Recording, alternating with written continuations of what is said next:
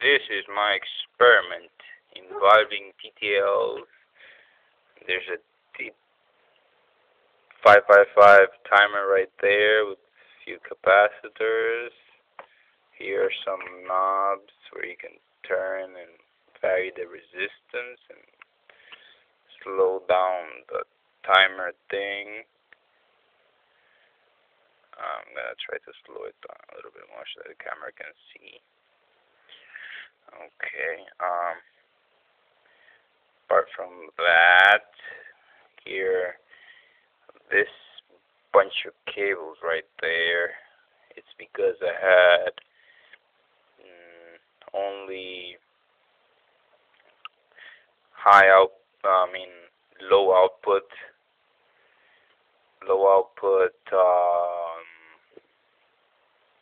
display drivers, 7-segment display drivers, and these are high output displays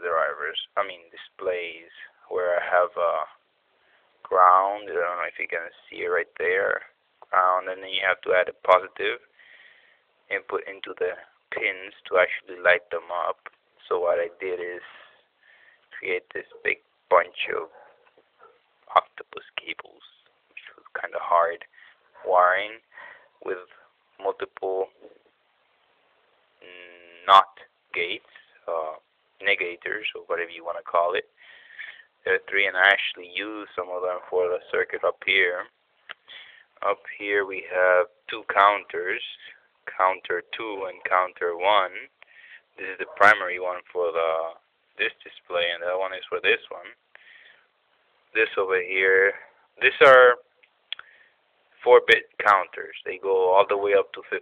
So I had to use this NAND gate to do some logic crap and limit it only up to 9. And when it hits 99,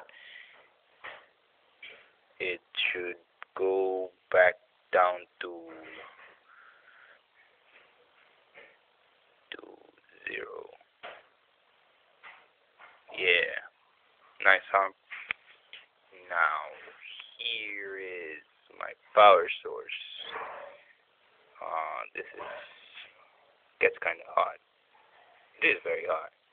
There's this big capacitor. I use that because I thought that using a bigger capacitor when making a rectifier will lower the ripple output of the rectified wave,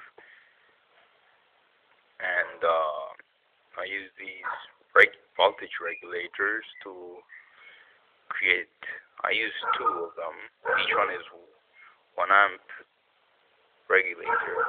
So I use 2, thinking that using 2 in parallel will give me 2 amps.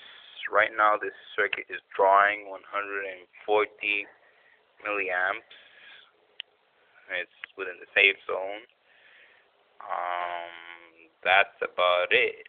I want to put this in a box and fix it up nicely with a big heat sink. Yeah. That's my project. Actually, this is something I do because I did because I was bored. Yeah. And that's my computer with Ubuntu. John D. Jackal. Thank you. Bye-bye.